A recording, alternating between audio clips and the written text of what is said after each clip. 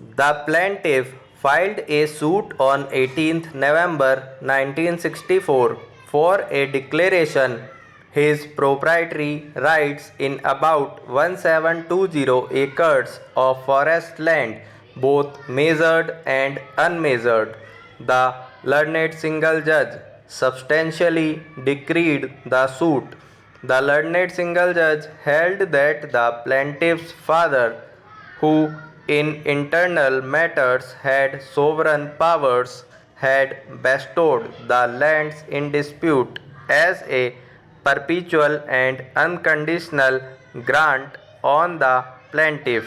The mere fact that in the mutation entry the areas was shown to be 263.4 bigas did not imply that the grant was limited to that much land only.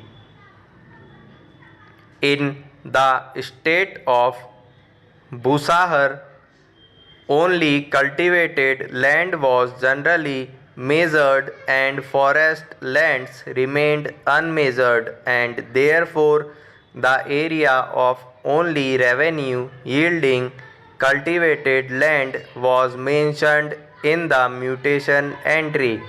The evidence considered as a whole fully established that the grant was not repudiated but was given effect to by the political agent Shimla as well as by the revenue authorities of Busahar state, and was also recognized by the Dominion of India at the time of the state's merger.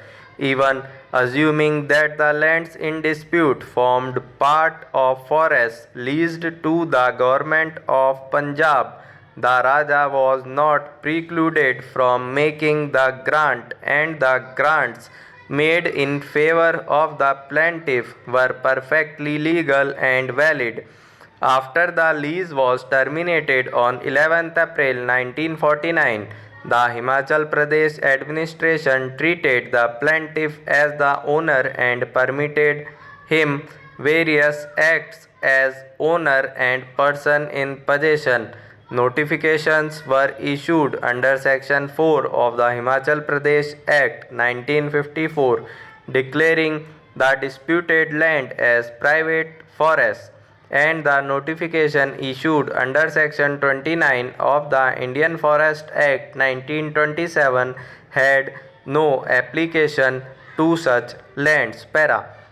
The division bench allowing the state appeal inter alia took the view that after the execution of the lease deed dated 25th September 1942 in favor of the government of Punjab, the Raja had no surviving or subsisting right in the forest lands in question, which he could transfer by way of a grant. At the most, the grant made by the erstwhile ruler could take effect in respect of revenue yielding lands only, at measuring about 263.5 bigas, and not in respect of the forest lands, and that the notification under Section 29 of the Indian Forest Act was validly issued, and so long as it held the field, no notification could be issued